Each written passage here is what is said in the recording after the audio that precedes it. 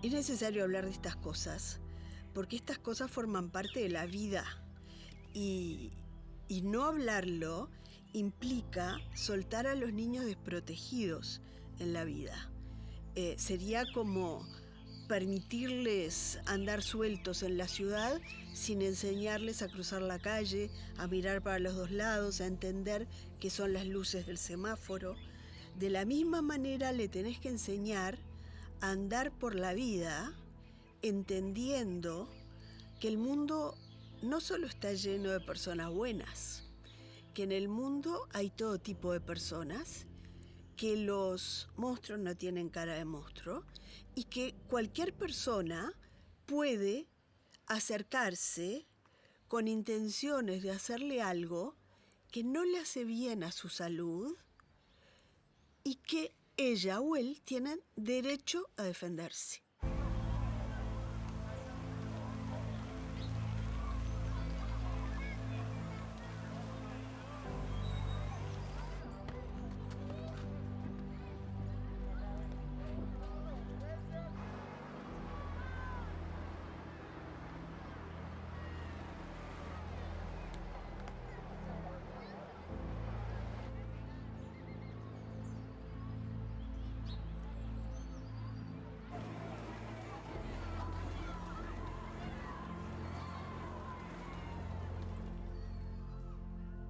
Lo que la sociedad tolera es pensar que existen depredadores sexuales diseminados por allí y que tenemos que cuidar a nuestros hijos e hijas de esos depredadores. Entonces, seguimos enseñándoles que no se suban a un auto de una persona ajena, que no acepten, en mi época, caramelos, ¿no?, de alguien extraño.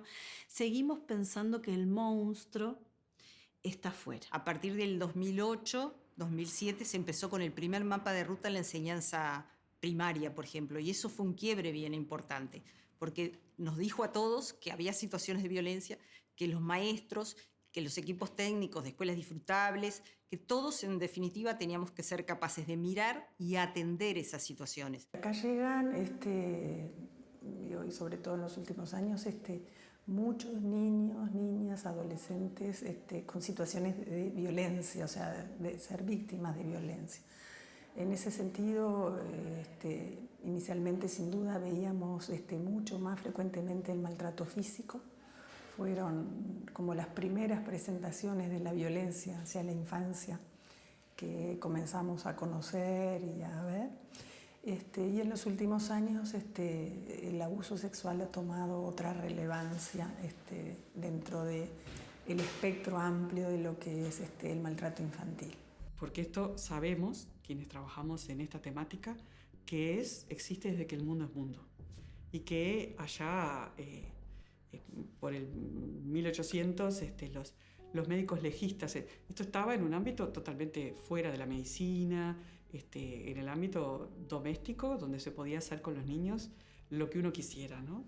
Los primeros que pegan el grito son los médicos, los legistas franceses, que cada vez les llegaban más niños muertos a la morgue, muertos y abusados sexualmente, porque maltratados y golpeados ya estaban, pero empezar a dar cuenta y registrar hizo que otros, como pediatras, bueno, son como pilares en esta historia, los Kempe, en la década del 50, pediatras ambos de Estados Unidos, que por primera vez logran poner en los tratados, pero estamos hablando de 1950. Cuando la situación de abuso aparece dentro del hogar, y si hablamos de una persona de clase social media para arriba, ahí en general la sociedad rechaza esta idea. Puede creer más y puede aceptar más que quizás en la pobreza, porque las explicaciones que se dan sobre esto son explicaciones, lo que la sociedad cree y cómo explica por qué se da el abuso, son explicaciones que están alejadas de nosotros mismos. Esto es tan horrible que tiene que ser algo lejano a mí. Entonces este señor que es mi vecino, este señor que es mi profesional que me atiende, este señor que es el empresario X tal, no puede ser un abusador. Los varones, niños y adolescentes muchas veces son invisibilizados en la situación de violencia porque también está el patrón cultural. Eso es interesante, porque nosotros en realidad cuando hay una situación, por ejemplo, de abuso, Las niñas pueden en algún momento romper el silencio y las familias apoyar. En los casos de los varones eso cuesta mucho más por el prejuicio que envuelve y justamente el lugar y el machismo en nuestras sociedades. Entonces la sociedad tiene un montón de mecanismos para negar las situaciones de abuso y para esconderlas, ¿no? Y si lo tiene que hacer a costa de que los chiquilines sigan siendo abusados, lo va a hacer. Porque cuando negamos, cuando ponemos en tela de juicio, cuando hablamos de la alienación parental, lo que estamos haciendo es dándole herramientas a esos abusadores para perpetuarlos. El paso más difícil es el del silencio. Romper el silencio, la barrera del silencio, es la más difícil. Mientras se guarda, mientras se esconde, no hay salida. Antes a los niños, entre comillas, no se les escuchaba, supuestamente. Ahora sí. O sea, ahora tienen voz en un juzgado o en una fiscalía, porque ahora cambió el sistema, pero tienen voz. O sea que la maestra hace la denuncia e inmediatamente se activan los mecanismos de la justicia. El niño de clase alta, media, probablemente encuentre en algún ámbito, maestro, profesor, psicólogo, terapeuta de lenguaje o lo que sea, puede llegar a encontrar un ámbito donde hablar. Muchas veces no. Pero tiene y va a tener otras herramientas para ser cuidado y protegido.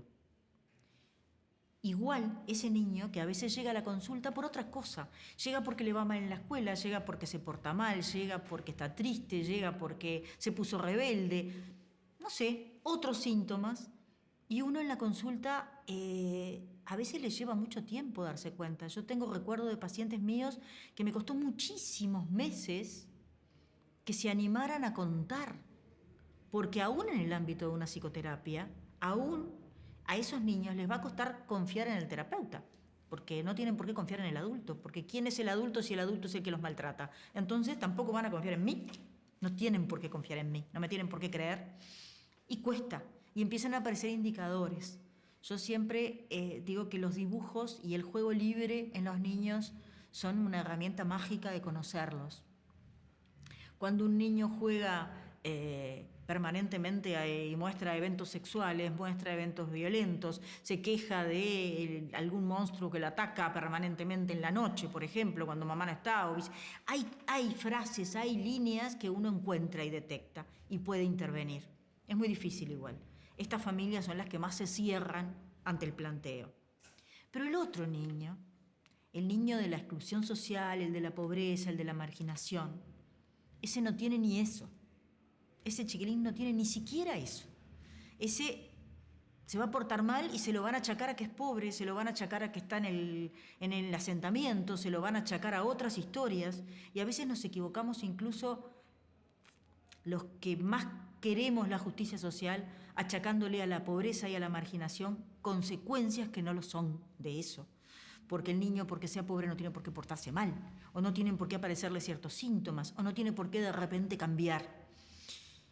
Y pasa más desapercibido y queda más solo, y queda más excluido y no tiene cómo aparecer. Ese niño de la exclusión social aparece cuando algún vecino denuncia, o cuando el niño empieza a decir cosas ya tarde, generalmente. O cuando entra en una red de explotación, que las hay muchas, aunque no nos guste. No somos la tacita de plata, ni la Suiza de América, ni nada parecido. Somos un país de Latinoamérica en donde existen las redes de trata de niños y niñas. Y entonces cuando salta, porque algún otro denuncia, ahí aparece. O cuando empiezan a mezclarse con situaciones de calle y son otros los que cuentan. Los gurises que están en situación de calle son víctimas de abuso con muchísima facilidad porque no tienen quien los cuide. Entonces, son dos caminos distintos. Y en uno hay algunas herramientas, en el otro hay muchas menos, ¿no?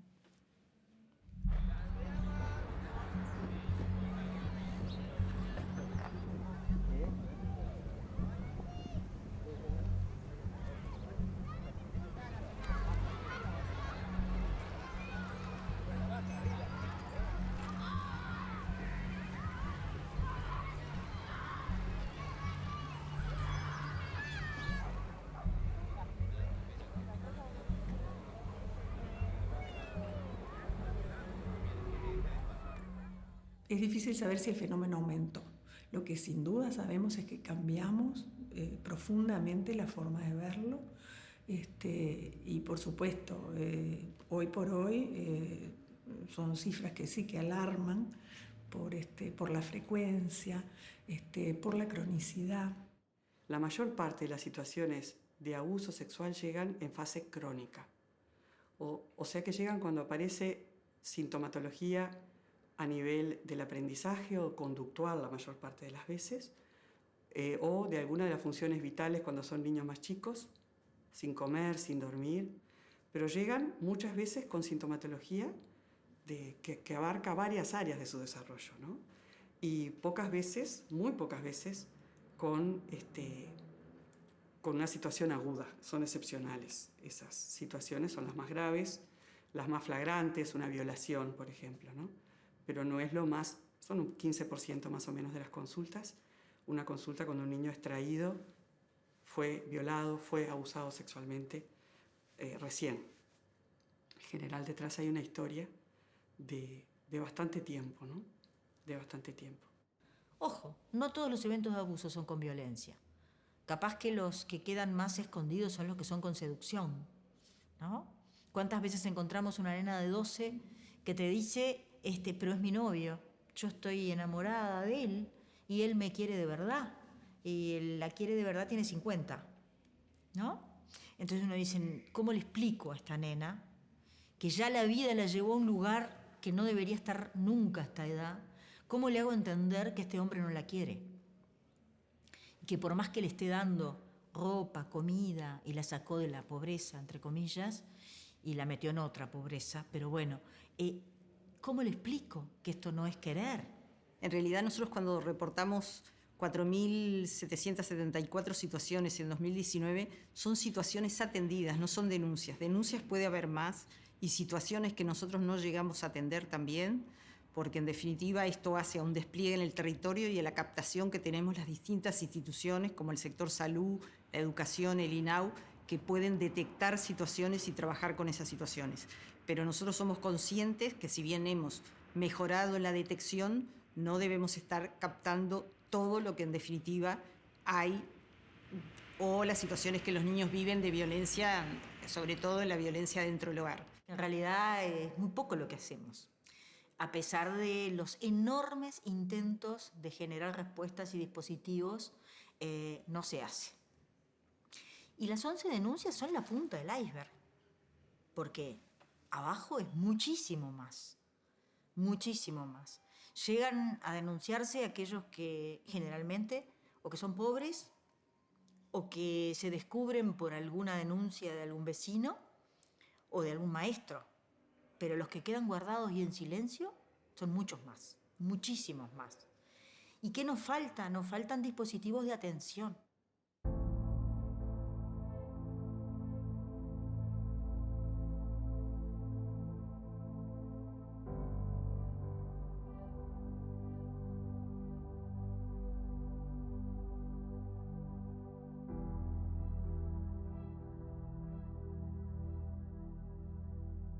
Pero después, ¿qué hacemos con eso?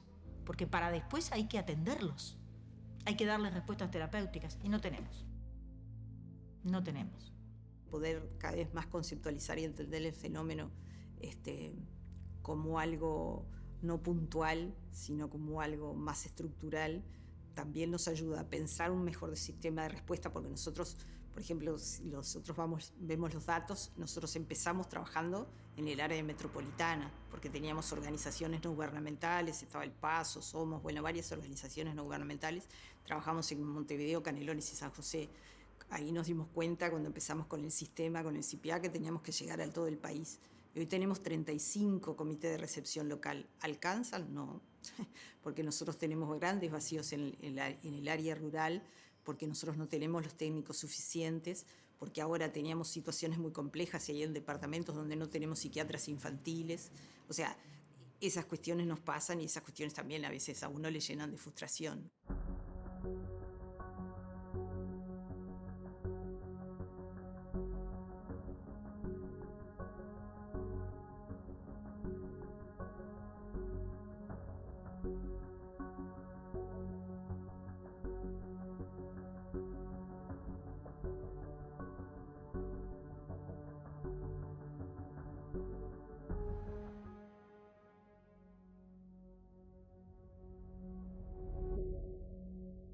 La verdad que la situación de los gurises es muy difícil. Se encuentran fuertemente ambivalentes, con mucha culpa. No solamente culpa de denunciar a ese abusador, sino también culpa de dañar a otros familiares. Pasa, por ejemplo, cuando el abusador es un abuelo y el temor de dañar o de hacer sufrir a su papá o a su mamá, que es el hijo, ¿no?, de ese abuelo. Entonces, la verdad que los chiquilines y las chiquilinas llegan con unos niveles de presión interna, ¿no?, presión de ellos mismos, que sienten ellos mismos, que es tremenda. Los gurises llegan con el daño del abuso, llegan con todo un tiempo de mucha confusión de qué es lo que me está pasando, qué es lo que estoy viviendo, con muchas falsas ideas sobre sí mismos. Esto me pasa porque yo quizás lo provoqué, porque yo quizás hice algo indebido. Esto me pasa porque yo no dije que no. Y además llegan en esa enorme ambivalencia de no querer dañar, de no querer hacer sufrir, pero de alguna manera querer terminar con la situación. Una vez que el niño encuentra el camino para hablar o muestra un síntoma, o muestra un dibujo o lo que sea, precisa. Le van a pasar muchas cosas. Le va a pasar que va a explotar la familia. Entonces, si no alcanzaba con lo que pasó, ahora tiene la culpa de que se desarmó la familia por haber hablado, la culpa de que perdió una figura a la que muchas veces quería o quiere, porque haya abusado no deja de querer, no tiene por qué dejar de querer, aunque cueste, ¿no? A uno le cuesta entender como adulto, pero si es el papá, si es la mamá, si es una figura de confianza, el niño no deja de querer, porque el niño fue llevado a eso muchas veces a través del amor. Y el niño no contó muchas veces porque quiere a esa persona, y otras veces por miedo, y otras veces para proteger a la otra persona, por ejemplo, la mamá. La amenaza, ¿no? Si tú contás, yo mato a tu madre, si tú contás, yo... Y eso el niño guarda. Pero el niño no deja, recién cuando es adulto y empieza a entender la magnitud de lo que le pasó, es que se desprende del afecto. ¿Y qué es lo que el niño dice? Sí, efectivamente depende de su edad. Los niños más pequeños, y uno se da cuenta absolutamente, usan siempre palabras propias de la edad que cursan. Buscan a su abuela, a su mamá, a su madrina, para decir con sus palabras lo que les está pasando. La mayor parte de las veces es en situaciones domésticas y uno eso lo tiene que registrar. ¿Cuándo fue, señora, que esta niña le dijo eso? Cuando la fui a buscar a la escuela, así nomás. Me dio la manito y me dijo, papá es malo. ¿Cuándo te dijo tu hijo, papá me hace cosas que no quiero que me haga? Y bueno, le dije que esperara afuera, otra situación, niño de 5 años, de padres separados, que estaba sufriendo violencia en casa de su padre, una violencia muy solapada, inicial, y su mamá enseñándole a respetar la intimidad y le pide por favor que espere afuera, que ella va a ir al baño, y que cuando una persona va al baño, la otra espera. Y él paradito afuera en la puerta del baño dice, mamá, ¿y vos no necesitas que yo te ayude a limpiarte la cola? Porque a papá tengo que limpiarle la cola, él necesita que yo lo ayude. Ese niño tira verde para recoger maduro y coteja información.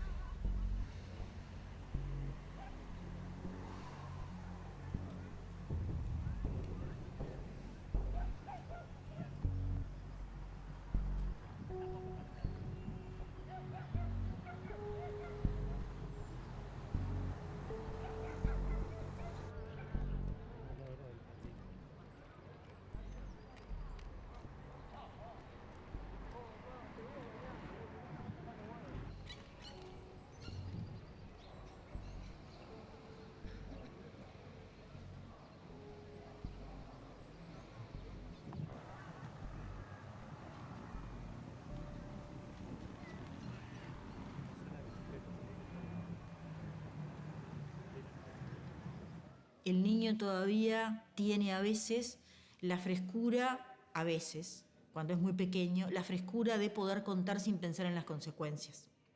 Las consecuencias aparecen y lo lastiman, pero se puede animar más. Los escolares son más recelosos de dar esa información en su casa.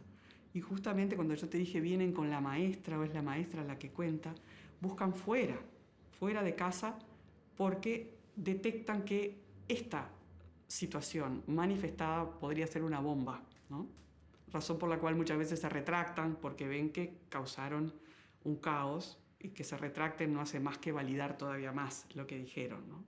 Lo sabemos todos quienes trabajamos con niños que ese fenómeno sucede. En los adolescentes, digo que cuando esto se inició en la adolescencia o en edades cercanas a la adolescencia, las respuestas tienen que ver más con esas respuestas más vinculadas a lo emocional, ¿ya? La depresión, la ansiedad, las actuaciones también, de distinto tipo, ¿no? Problemas conductuales. Yo les hablaba hoy de que muchos chicos llegan también con mucho enojo, con enojo que no siempre está dirigido o exclusivamente dirigido a los victimarios, ¿no? Que puede estar generalizado también. Adolescente próxima a cumplir sus 15 años, o sea, 14 años, estando su madre y su padrastro de viaje, aprovechando esa oportunidad, con su madrina, una tía joven. La figura aquella de la madrina, que como figura sustituta, a veces está, a veces no está, pero a veces es quien hace las veces, ¿no? La tía joven, la hermana mayor, busca a su tía que había quedado a su cuidado, no la busca, también larga un comentario, eso es muy típico de los adolescentes. No tengo ninguna ganas de festejar mi cumpleaños porque yo soy demasiado desgraciado, demasiado infeliz. ¿Cómo que sos demasiado infeliz? ¿Por qué sos demasiado infeliz? Y ahí cuenta una historia de abuso sexual intrafamiliar desde los 9 años. Y esa historia de esa adolescente fue algo muy peleado porque, como dice una terapeuta, psiquiatra de niños y terapeuta argentina, Irene Intevi, esto pasa hasta en las mejores familias. Pero cuando es en las mejores familias, es difícil de que las mejores familias entiendan que eso estaba sucediendo, ¿no? Y entonces hay una movida de defensa de la persona, del padrastro, que era quien abusaba sexualmente de esta joven. Y no solamente eso, sino que en la defensa de la persona que abusa, utiliza toda la sintomatología del adolescente, que en este caso era un adolescente que le había empezado a fin de la escuela a ir mal en la escuela, que cuando empezó el liceo dejó de estudiar, que se inició temprana sexualmente de una manera muy precoz, que era muy promiscua, lo digo entre comillas porque es un juicio de valor, ¿no? Pero a los ojos de los adultos se comportaba promiscuamente en sus vínculos, y el defensor de la persona, siempre digo la persona que abusa porque no deja de ser una persona, pero bueno, para no decir el abusador, usa como defensa la sintomatología de la joven, del adolescente. Algo así como, ¿quién le va a creer a esta muchacha que miren cómo se comporta? Y la devolución mía es, bueno, se comporta así, porque esa es la sintomatología posterior a un abuso sexual crónico sin tratamiento en un adolescente. Cuanto más grandes somos, más nos escondemos. Más vivimos escondidos de quién somos para el afuera. Y el niño va creciendo y cada vez va aprendiendo a esconder más. Por eso el niño que es abusado en forma crónica le cuesta tanto decir. No va a buscar al adulto y dice, te voy a contar algo difícil que me está pasando. Los niños hablan como niños. Esta era una niña que en su abuela, adulto confiable, preescolar, escolar temprana, y eso también respalda la veracidad, porque cuando un niño busca a un adulto confiable, ya eso nomás lo vuelve creíble lo que le dice, lo que dice, ¿no? Cuando la abuela le pregunta por qué es malo, la niña, ¿por qué quiere jugar a cosas conmigo que yo no quiero jugar? ¿No? Ahí había aparecido dolor, la niña le había dicho a su papá, pará, el padre no había parado y ella percibió, esto no es un juego, esto no es un juego. Porque todos nosotros podemos violentar a un niño, pero cuando el niño grita, se nos cae la mano, ¿no? Por suerte, estamos diseñados así, ¿no? Aún a nuestros hijos. Los podemos sacudir un poco de mañana, apurate, que no llegamos a clase, hasta que dice, ¡ay! Cuando dice, ¡ay! Paramos.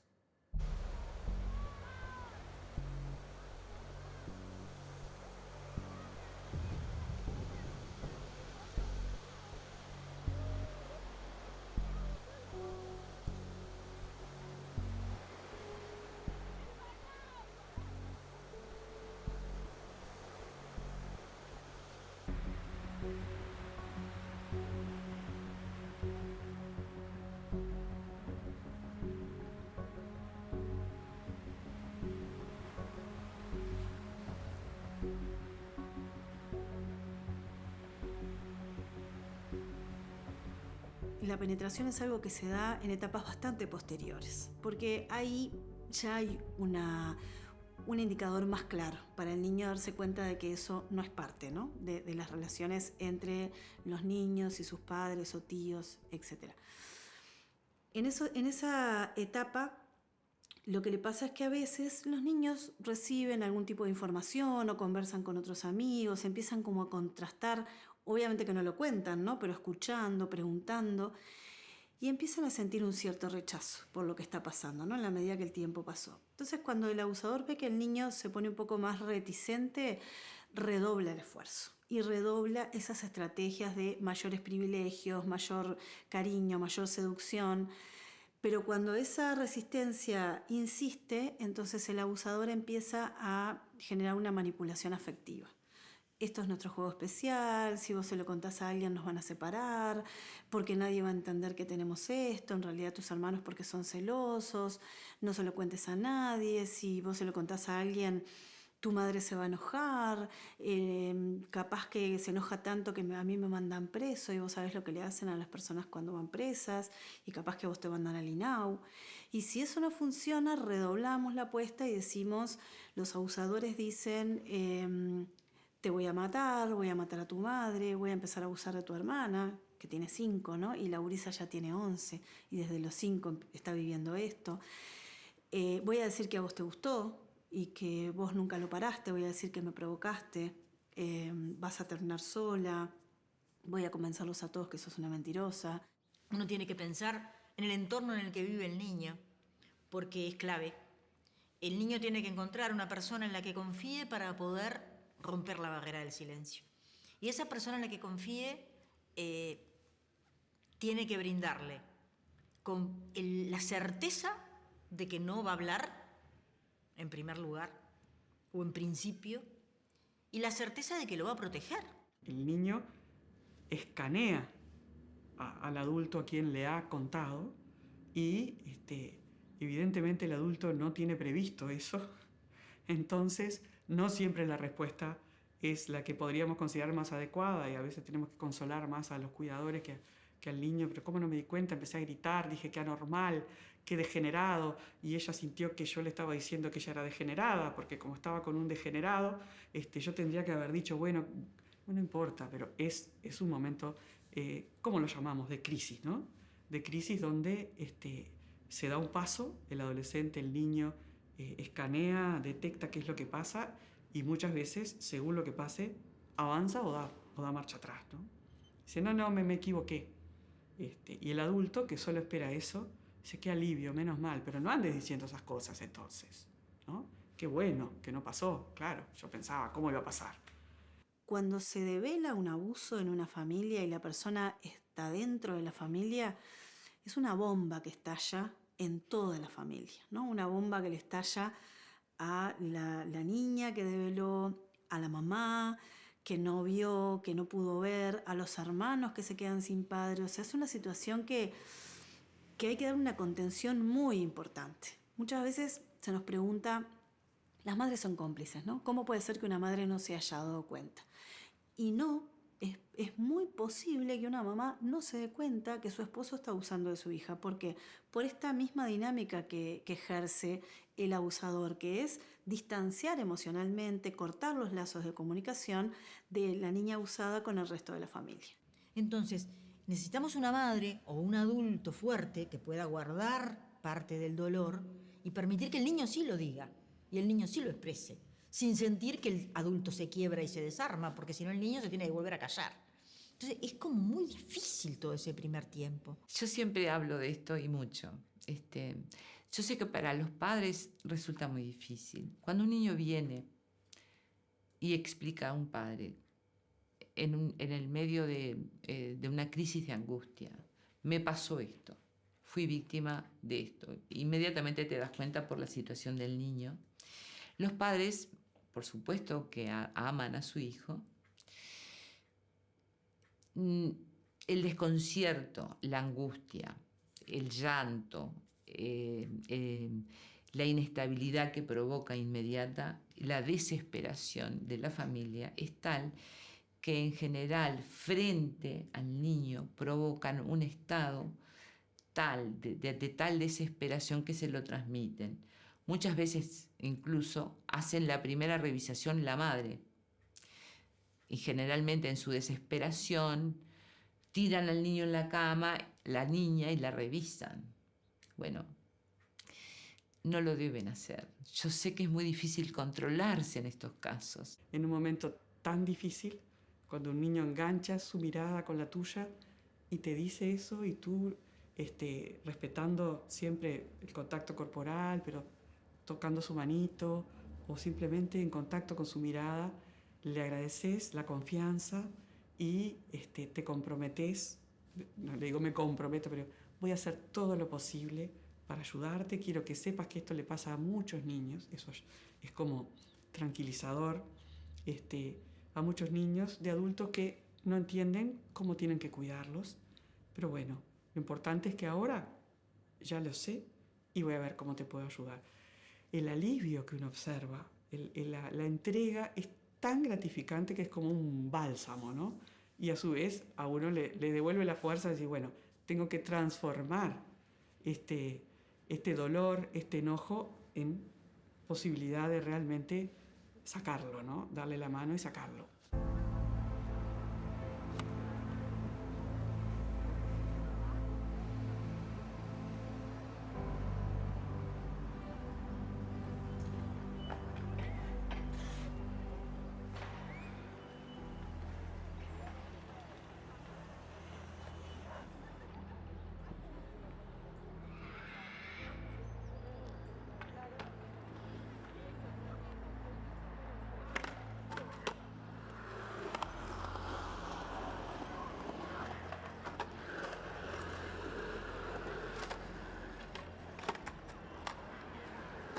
Cuando devela, cuando cuenta, no es una sensación de liberación, es una sensación de mucho miedo, de mucha incertidumbre, ¿no? Ahora, ¿qué va a pasar? ¿Qué va a pasar conmigo? ¿Qué va a pasar con él? ¿Qué va a pasar con mi entorno? ¿Qué va a pasar con mi vida? ¿Qué van a decir de mí cuando se enteren?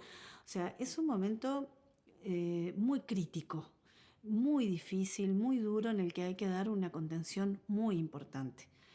El alivio va a venir después, pero no es en el momento de la develación. O no, pero eso en ese momento es muy difícil. Y entonces viene la parte de la familia que no le cree, la parte de la familia que le cree y reacciona con violencia en contra del otro, la internación o el acceso al Poder Judicial, la reiteración 400 veces de las preguntas y de las mismas preguntas y de tener que contar. Entonces, en realidad, en algún lugar, el niño va a decir, ¿por qué hablé? Porque las consecuencias son fatales. A la larga sí, pero en el momento al niño le agregamos una enormidad de dolor con todo lo que le pasa al mundo adulto. Y claro, si el mundo adulto pudiera manejar con calma, que no es poco lo que pido, pero la situación, el niño encuentra dónde apoyarse para poder saltar hacia la salud. Lo que sí es importante es resignificar, ¿no?, lo que ese niño nos está diciendo, desculpabilizarlo, que pueda comprender quién tiene la responsabilidad en esto. O sea, hay que hacer un trabajo de reubicación y de reordenamiento de lo que ese niño está viviendo para que lo comprenda y para que pueda empezar a trabajar en esos sentimientos que son tan confusionales para él.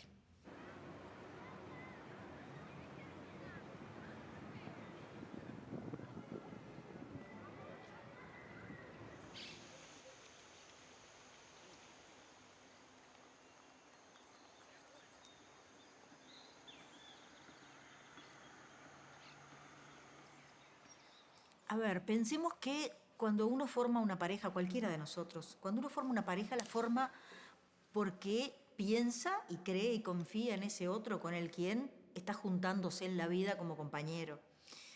Y creer que esa persona es alguien desconocido, descubrir que ese tiene un algo tan oscuro que puede estar abusando de tu propio hijo, es muy difícil, primero, porque implica cuestionamiento a uno mismo, ¿no? ¿Qué fue lo que elegí? ¿Qué no vi? ¿Qué culpa despierta entonces en la mamá esto de decir, ¿cómo yo pude estar con un hombre que es capaz de esto? O viceversa, ¿no? Pero en general es en esa línea de género.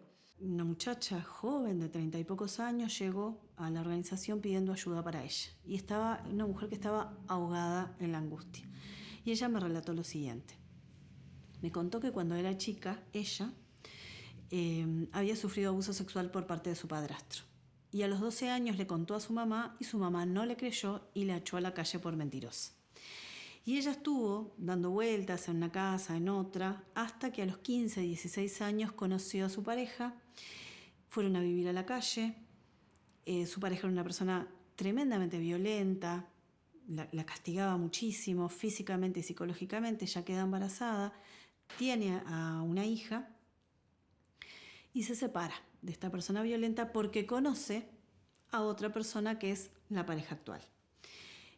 Cuando conoce a la pareja actual, ella lo describe como un ángel que llega a su vida y que la rescata de ese vínculo de violencia, que su hija tenía 2, 3 años y este ángel, digamos, le da el apellido a su hija y conforman una familia.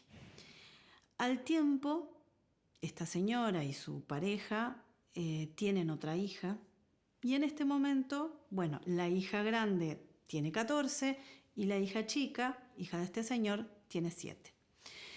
Y ella me dice, cuando yo tenía 12 años y le conté a mi mamá que mi padrastro me abusaba y mi mamá me echó, yo me juré que si algún día yo tenía una hija y a mi hija le pasaba lo mismo, yo le iba a creer. Un día la llaman del liceo, la directora la scripta, su hija, la señora va y la hija de 14 años le cuenta que el padrastro, este ángel, ¿no?, que había llegado a la vida de esta señora, abusaba de ella desde los 8 años. Desde los 8 a los 14. Esta señora me dijo, mira, se me nubló todo, se me empezó a dar vuelta toda esa habitación y dije, no puede ser, no puede ser, no puede ser, no puede, él no puede haber hecho esto. Pero bueno, yo recordé el juramento que yo había hecho y no iba a reaccionar igual que mi mamá. Así que le dije a la directora qué tengo que hacer, la directora me dijo, tiene que hacer la denuncia, fui e hice la denuncia. Pero mi corazón no podía creerlo y yo pensé que mi hija estaba equivocada y que estaba mintiendo. Pero la policía lo fue a buscar, él se escapó y la llamó por teléfono a la señora. Y ella me contó, él me llamó y reconoció y me dijo que sí.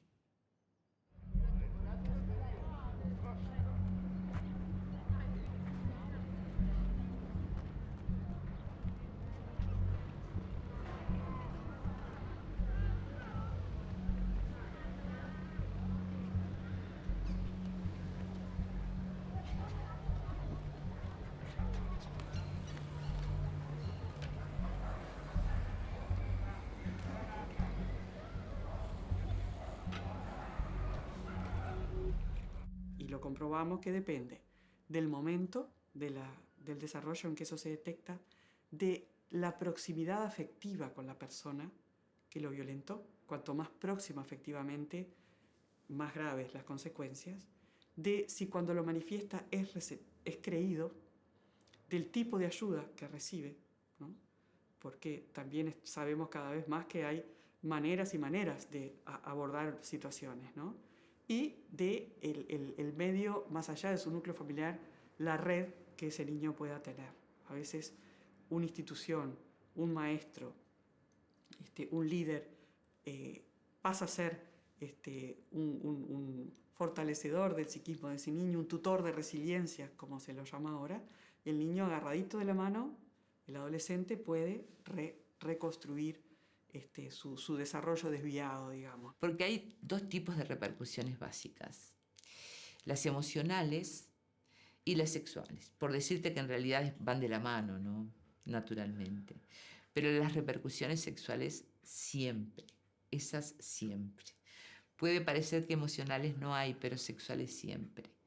Porque una de las preguntas, por ejemplo, más importantes para los médicos sexólogos que hacemos a una paciente, y a un paciente varón también, es si fuiste víctima de abuso sexual.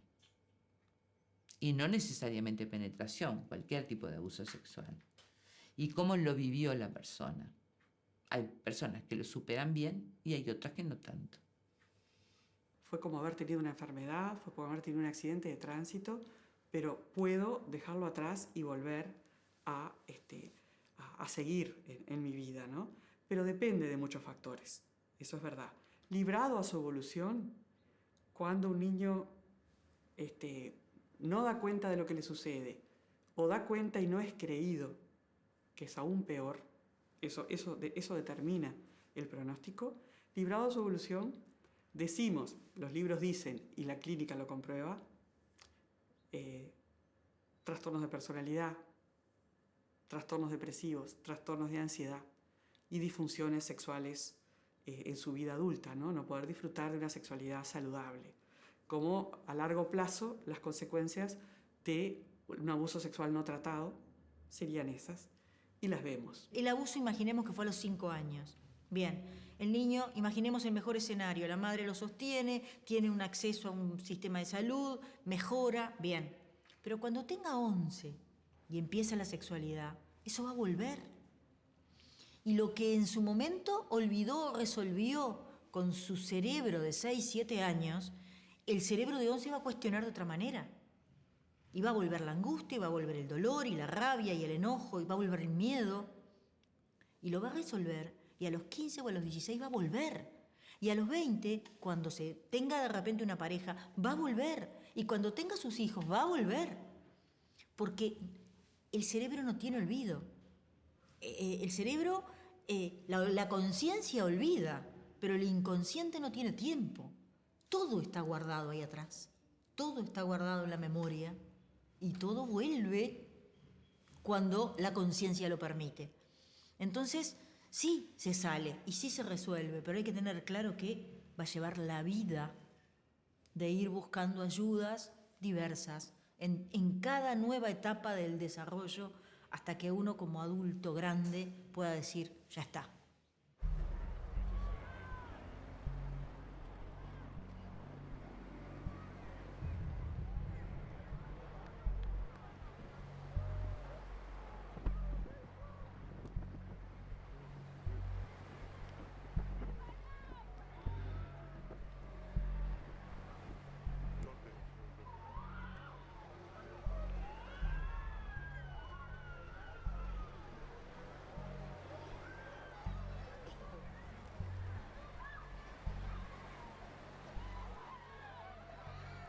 El policía comunitario hace el primer abordaje en la familia, no con el niño directamente.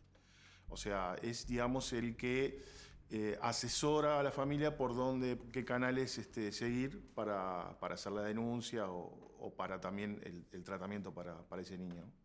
Los informes, las declaraciones de los técnicos, muchas veces es lo que hace que realmente el abusador vaya preso. Y entonces esto hace que, de alguna manera, si a nosotros nos amenazan, pueden lograr zafar, ¿sí? La primera vez que me pasó fue hace unos años en el corredor de un juzgado, que un papá que abusaba de sus hijas, claro, yo iba entrando, después uno aprende, como todo en la vida uno va aprendiendo, no entré más sola nunca, después aprendí que tenía que ir con alguien. Entré por el corredor del juzgado y el señor me arrinconó y me amenazó de muerte. Yo pensaba, si me amenaza a mí, ¿qué no habrá hecho con las niñas? Y si a mí me dio miedo, ese señor que me empujó y me encerró contra la pared, lo que habrán vivido esas niñas de 5 años y de 7, realmente, porque la violencia es tremenda. El tema es que los canales que se sigan sean los adecuados para que el tratamiento de ese niño sea correcto. Por ejemplo, no puede hacerse una denuncia de ese tipo en una seccional policial. El policía que recepciona una denuncia en una seccional no está preparado para este tipo de cosas. Entonces lo ideal es que vaya a un juzgado especializado, por ejemplo, donde haya técnicos que puedan abordar al niño en la temática. Y también la última modificación del Código de la Niñez y la Adolescencia incluye de que no es imprescindible, cuando el daño corporal, en general se recurría sí o sí, que no es imprescindible someter al niño a una pericia, si son suficientes los datos que aportan quienes lo recibieron. La maestra pudo dar cuenta de lo que el niño refirió, la pediatra tratante o el médico de familia, por eso nos resulta tan importante trabajar con quienes están cerca del niño. No han sido hasta ahora los procesos judiciales demasiado amigables para con los niños. La mayor parte, más del 90% de los niños abusados sexualmente, salvo que hayan sido violados, no tienen ninguna señal física, ¿no? Entonces, cuando llega un niño a su médico y el médico lo examina y pone en la historia clínica, examen clínico normal, no se constatan lesiones, estamos alentando a los pediatras y a los médicos de familia a agregar, como es habitual en estas situaciones, porque si no, apoyados en el cuerpo del niño, que el código insiste en eso, no puede estar apoyada la prueba en el cuerpo del niño porque el 90% de las situaciones de abuso no hay ni una señal.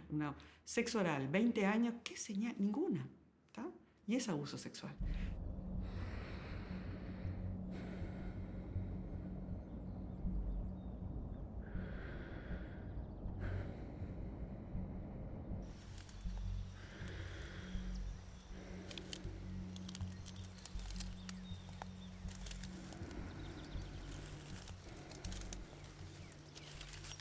Es de las peores conductas que puede cumplir un ser humano. Yo entiendo que solo seres desnaturalizados pueden llegar a manchar la pureza de alma, la pureza de vida de una personita.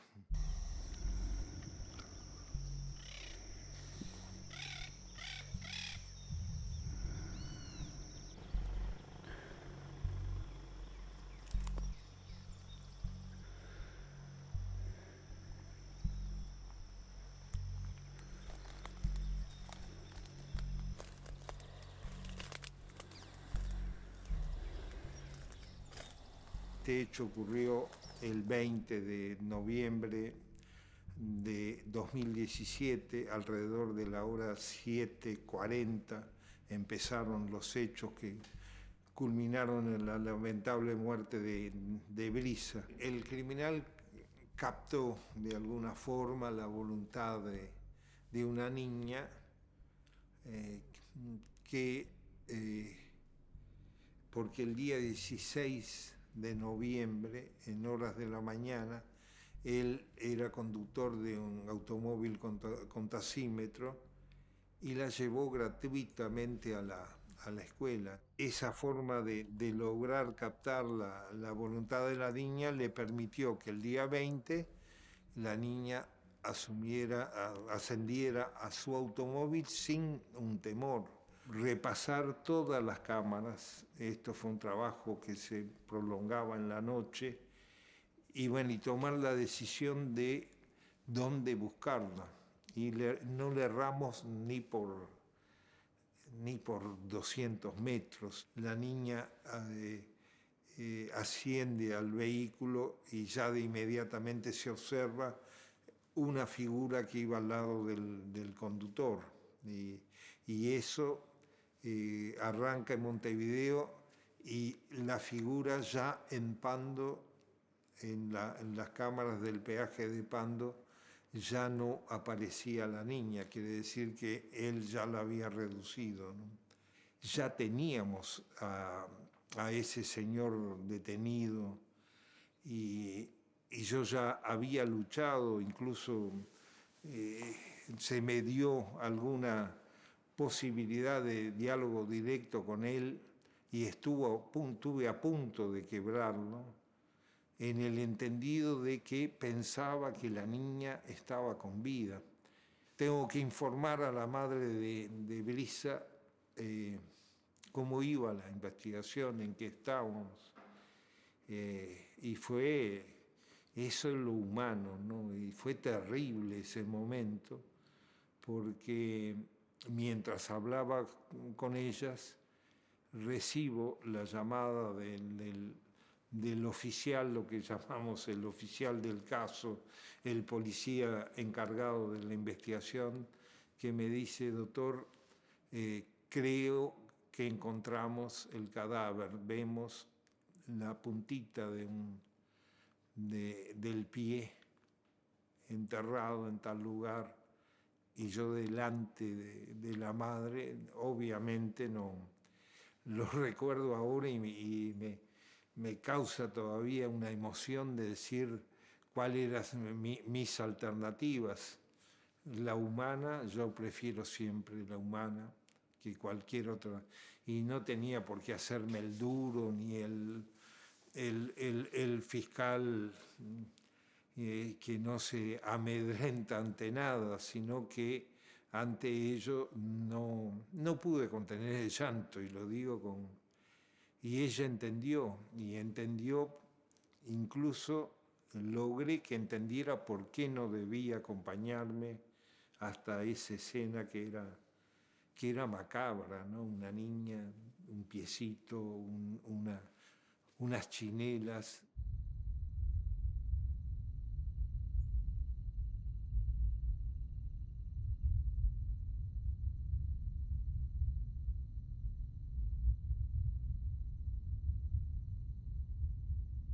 El proceso de llevar preso a un abusador es durísimo. Implica que las niñas tengan que ir a declarar.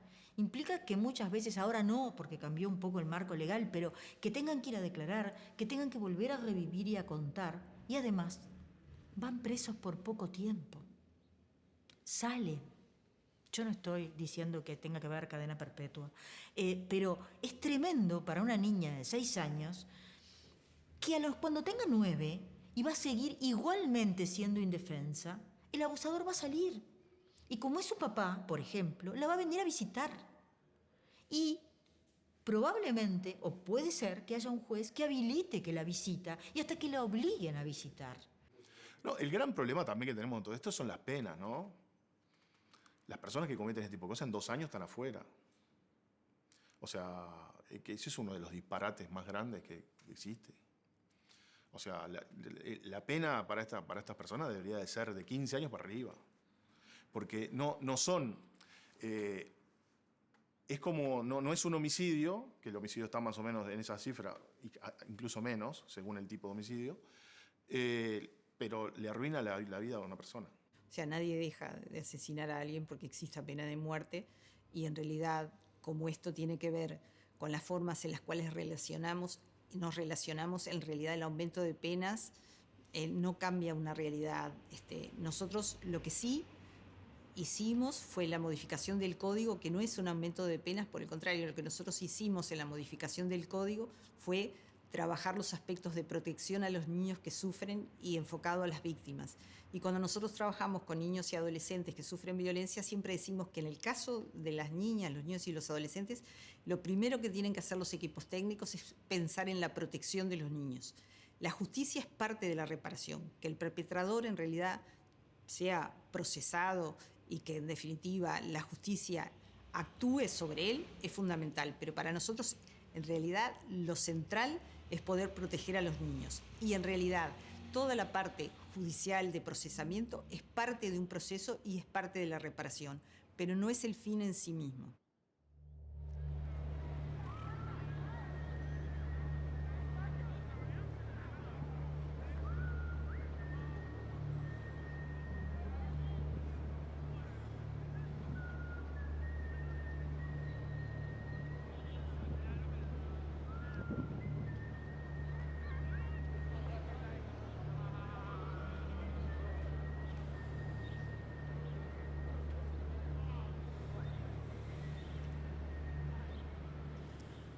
La violencia hacia los niños es una cuestión permanente, insisto, que tiene que ver cómo nos relacionamos como grupo humano, como sociedad, y en realidad el lugar de los niños en nuestra sociedad. En el caso de la sociedad uruguaya, el lugar de los niños, esta es una sociedad muy adulticocéntrica, cuando en definitiva los índices también económicos del país mejoraron. Sin embargo, nosotros en la franja de infancia y de adolescencia teníamos un 17% de pobreza, cuando en el resto del país ello no llegaba a un 9%. O sea que como sociedad y como uruguayos no nos podemos en realidad comparar con otros para sentirnos mejor, sino saber que tenemos una realidad que nos interpela cotidianamente. Políticas públicas que tenemos son políticas públicas que han intentado avanzar en el reconocimiento, que han intentado avanzar en generar algunos instrumentos de detección, protocolos, que han intentado avanzar en fortalecer algunos servicios de atención con personal con la formación y la idoneidad necesaria para atender estos casos, pero son pocos y puntuales. Y lamentablemente hoy lo que vemos es que hay muchísimos niños y niñas que no se les está brindando la atención especializada en lo que es los efectos traumáticos que el abuso provoca, ¿no? Sentimos que en un niño violentado está siendo violentada toda la infancia, y eso es lo que uno lo conmueve más, ¿no? Pero a su vez lo mueve para poder buscar estrategias de ayuda. El Estado tiene que estar presente en todo el proceso, no solamente cuando pasa el hecho, sino cuando en definitiva las víctimas pueden procesar esos hechos. O sea, nosotros tenemos que tener la capacidad de respuesta, de decir, bueno, fue a los 6 meses, fue al año que le pasó esto, bueno, nosotros tenemos que brindar la atención, no importa si pasó a las 24 horas o si al año la víctima puede, en definitiva, remitir y pedir ayuda. Y la educación es clave, porque, como decíamos, ¿no? El abuso sexual se da en todos lados, en todas las clases sociales, en todos los sectores, y la educación llega a todos y a todas. Por lo menos en nuestro país llega. Y la educación es clave, y yo creo que ahí realmente no ha habido una intencionalidad dentro del sistema educativo de trabajar este tema. No ha habido intencionalidad. Lo que sí yo quiero reconocer es que en el sistema educativo público y privado hay personas enormemente comprometidas que están en las trincheras, en las aulas, con los chiquilines, en el barro, con los gurises, y también mandos medios y personas con cargos de responsabilidad que están comprometidas en esto. Pero se necesita una voluntad política mayor. ¿Para qué? Para incorporar este tema en la currícula, hay que transversalizarlo en toda la currícula. Todos los años los gurises, además de aprender todo lo que aprenden en la escuela, también necesitan que desde la escuela se les hable de los derechos humanos, de los derechos de infancia y adolescencia, de que el derecho a una vida libre de violencia es un derecho que ellos tienen y que nadie les puede pegar, ni siquiera mi papá y mi mamá, como dicen los chiquilines, ¿no? Vos no sos mi madre para pegarme. Bueno, tenemos que erradicar esa naturalización y hablarles de educación sexual, hablarles de la prevención del abuso sexual, de su cuerpo, hablar del consentimiento. Estas sociedades latinoamericanas, por decirlo de alguna manera, en Europa están en otro nivel, trabajan siempre sobre lo sucedido. Entonces, siempre estamos trabajando sobre las cosas que ya pasaron. Y estos temas se pueden prevenir. O sea, hay indicadores claros de personas, perfiles y todo, que se pueden ver en las personas que tienen estas características. Entonces, se puede trabajar con los niños. Yo estoy convencida que que de esto se puede salir. El daño es enorme, también es distinto, depende de la persona, depende de quién sea el abusador, de la cantidad del tiempo de abuso. Pero si nosotros logramos que ese niño, que esa niña, que ese adolescente reciba un apoyo, y sobre todo reciba un apoyo de un equipo con la formación, la capacidad y también el compromiso y la empatía, ¿no? Nosotros queremos a los gurises, nos involucramos con los gurises y creemos que es desde el amor también, aparte de las herramientas técnicas y profesionales, pero también desde el amor y desde el afecto en que uno puede contribuir. No estamos conformes, y si estuviéramos conformes sería el día que nos tendríamos que dejar de la tarea, ¿no? Pero son procesos largos, sin lugar a dudas. No vamos a tener como resultados inmediatos hasta que en definitiva no haya determinados cambios sociales.